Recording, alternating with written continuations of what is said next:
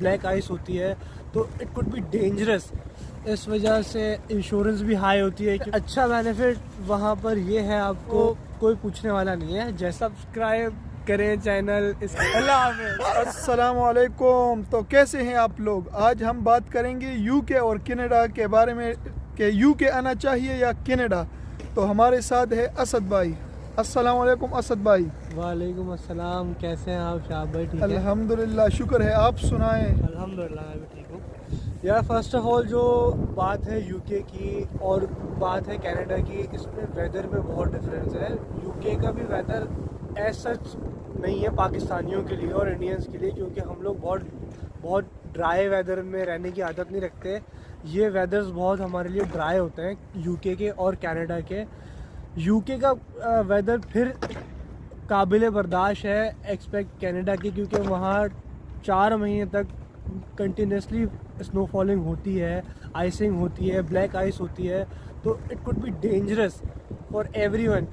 Like अगर एक student अगर यूके आता है तो उसके लिए बेनिफिट्स ये हैं कि आपका अल्लाह भला करे, आपको आते ही पब्लिक ट्रांसपोर्टेशन जो है वो इजीली अवेल हो जाती है।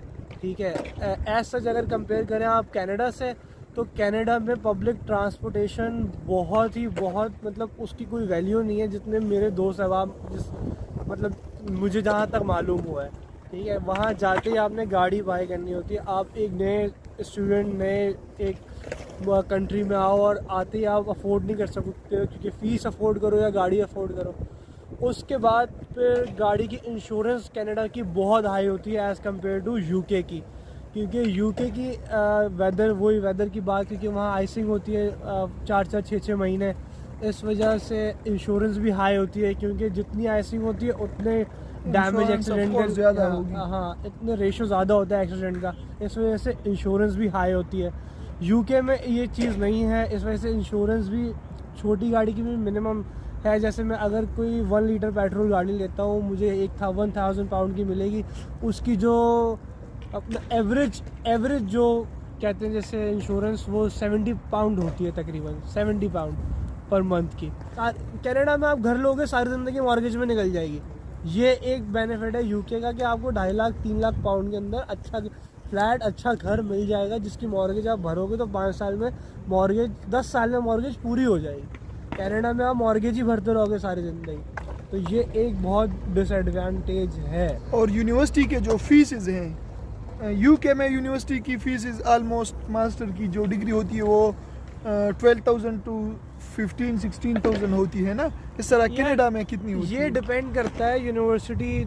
आप यूके की भी हाईली क्वालिफाइड जो यूनिवर्सिटीज़ हैं उनकी जो जितनी मतलब जितना गुड़ डालो उतना मीठा, तो ये ऐसे कंपैरिजन में नहीं है, क्योंकि ये दोनों चीज़ें सेम ही होंगी। जितनी अच्छी यूनिवर्सिटी उतने अच्छे पैसे। ये तो कॉमन सेंस की बात है। अच्छा, और जो उधर खर्चे वर्चे हैं, जो एक्सपेंसेस हैं, जिस तरह ग्रॉसरी हो गई, अच्छा, हलाल फूड हो गए, उसमें ये यूके में इजीली मिल जाते हैं। यूके ये कनाडा में भी मिल जाते हैं इजीली। वहाँ पे बहुत सारे ऐसे हलाल मार्ट्स हैं, बहुत सारे ऐसे हलाल टेकअवेज हैं जो अपनी कम्युनिटी चला रही है, अपनी कम्युनिटी रन कर रही है। सबसे अच्छा बेनिफिट वहाँ पर ये है आपको कि वहाँ आपको रिस्ट्रिक्शंस नहीं है। अगर आप स्टूडेंट हो ना, तो आपको रिस्ट्रिक्शंस नहीं है कि आपको इतने आवर अलाउ हैं, इतने आवर अलाउ नहीं है। आपने अगर कहीं काम करना है तो आपको कोई पूछने वाला नहीं है। जैसे हम अगर यूके में काम करते हैं तो हमारे लीगल आवर जो है वो 20 आवर्स है। इससे 1 घंटा भी हमने एक्सीड किया छुट्टियों में, फिर जब छुट्टियाँ होती है यूनिवर्सिटी की, फिर आप 40 घंटे कर सकते हो फुल टाइम। जब छुट्टियाँ होती है तो फुल टाइम कर सकते हो। 40 घंटे एग्जैक्ट नहीं कर सकते, आपकी मर्जी है। आप 60 घंटे भी कर सकते हो, लेकिन उस पर आपको एडिशनल टैक्स देना पड़ेगा। और जो डिग्रीज है ना, इधर की यूनिवर्सिटी जो है वो बड़ी पॉपुलर है, तो उधर की डिग्री की जो वैल्यू है वो यूके की डिग्री की ज़्यादा वैल्यू है या कनाडा की? यार मेरे हिसाब से तो एक स्टूडेंट की वैल्यू होती है, डिग्री की वैल्यू नहीं होती है। आप कभी भी कहीं पर भी चले जाओ, आपसे इंटरव्यू में यही सवाल होना है कि आपको क्या आता है। बिल्कुल, आपको स्किल क्या है। मुझसे पूछेंगे क्या आपने क्या, मैं बोलूँगा MSc प्रोजेक्ट मैनेजमेंट, मैंने MSc किया है। तो उन्होंने बोला ठीक है, आता क्या है। आता क्या यार ये स्टूडेंट फील्ड में आपको क्या आता है? स्टूडेंट की एबिलिटी पर डिपेंड करता है। जी, यूनिवर्सिटी सिर्फ उतना पढ़ाएगी जितना वो पढ़ा सकती है, आपको कितना पढ़ना है ये आप काम पे आपने depend करना करता है। होगा। देखो मैं ये नहीं बोलूँगा कि स्टूडेंट यूके ना आए, कनाडा ना आए। लास्ट टाइम मैं एक वीडियो देख रहा था, एक इंडियन बंदे की थी, तो वो कहता था मोमोज छोड़कर आ जाओ कनाडा, अपना दोस्तों का इतना बेहतरीन टाइम स्पेंड करके आ जाओ कनाडा, वो सब छोड़ के, मतलब अपना घर बार सब छोड़ के इस मुश्किल दलदल में आ जाओ। वो डीमोटिवेट नहीं कर रहा था, उसका कहने का मतलब ये था कि जब अपना घर छोड़ते हो ना तो होम सिकनेस होती है, ठीक है, ये तो हर जगह होम होगी। सिकनेस होती है, कनाडा खाना में भी खुद होगी बनाना है, और हर चीज़, UK हर पूरी दुनिया में। आप अपनी एक सिटी छोड़कर भी दूसरी सिटी में ट्रैवल करोगे ना तो आपको होम सिकनेस होगी। तो ये सारी बातें ध्यान में रख कर आना है। यूके जाओ, कनाडा जाओ, यूएसए जाओ, कहीं पर भी जाओ, ये बात जहन में होनी चाहिए कि खाना कच्चा बनाओगे ना तो वो तुम्हें ही खाना है, ठीक है, किसी और ने नहीं खाना। रोटी अगर सही नहीं बनी तो भी तुमने ही आपका खानी है, किसी और ने नहीं खानी, ठीक है। जो भी स्ट्रगल करनी है वो तुमने करनी है।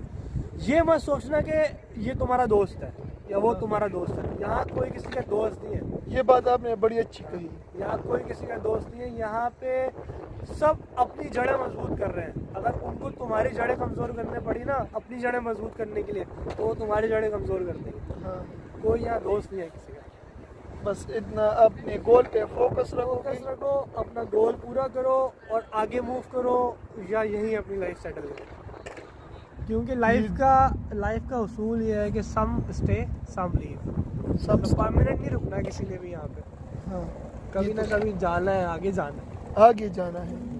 कितना आगे जाना है? इतना ऊपर आगे जाना जाना है। अजय, आपको यूके अच्छा ऑप्शन लगता है? यूके बहुत अच्छा ऑप्शन लगता है, यूके कनाडा के बजाय यूके अच्छा लगता है मुझे, क्योंकि आपको ये यार, लगता है ऑप्शन आपको यूके का अच्छा लगता है? मुझे दोनों UK में का एक अच्छा लगता आपने चूज करना हो ना। मुझे यूके का अच्छा लगता है, क्योंकि यार आप नए नए जा रहे हो, आप 45 डिग्री में काम भी करना है आपने, वो -45 डिग्री कनाडा का वेदर, इसलिए मुझे तो ये यूके लेकिन ये बात है कि उधर पीआर का जो सिस्टम है वो बड़ा इजी है एज कम्पेयर टू यूके। हाँ। यूके में आप अगर सेटल होना चाहते हो परमानेंट तो ये बहुत मुश्किल है, और उसकी बजाय अगर आप कनाडा में मूव हो जाओ तो उधर इजी है एज कम्पेयर टू यूके। हाँ, यूके में भी इतना मुश्किल नहीं है जितना लोगों ने बना दिया है। अच्छा। स्टेप्स हैं, स्टेप्स करो और आपको इंशाल्लाह पीआर मिल जाएगी। 6 साल लगते हैं, ज़्यादा नहीं लगते। कनाडा में 3 साल लगते हैं। अच्छा, बस ये फ़र्क है और कोई फ़र्क नहीं है। स्टडी जो पीरियड है आपका वो कभी काउंट नहीं होगा, कनाडा में भी काउंट नहीं होता। स्टडी वीज़ा 10 साल की स्टडी होनी चाहिए आपकी टोटल काउंट अच्छा। के लिए। हाँ, यूके की स्टडी 10 साल की होगी अगर आपकी, तो आपको 11वें साल में पासपोर्ट मिल जाएगा, ब्रिटिश पासपोर्ट, ठीक है। और अगर इतने की नहीं है आपकी तो 3 साल की भी है, 4 साल की भी है, तो वो रिजेक्ट होगी, नहीं मानी जाएगी जब तक आप वर्क परमिट पे नहीं आ जाते। 5 साल के वर्क परमिट पे आने के बाद आपने 6ठे साल ILR अप्लाई करना है। वो ILR विच मीन्स कि स्टे होता है, जो गवर्नमेंट आपको स्टे दे देती है, ब्रिटिश गवर्नमेंट, कि 1 साल आपका स्टे होता है। 7वें साल में आपने पासपोर्ट के लिए अप्लाई कर देना है, और 7वें साल में आपके पास पासपोर्ट होता है, नेशनैलिटी होती है। अच्छा, तो आपका बहुत शुक्रिया असद भाई, आपने हमें टाइम दिया, बहुत शुक्रिया। Tata, bye bye. Bye bye. Subscribe करें चैनल। अल्लाह हाफ़िज़।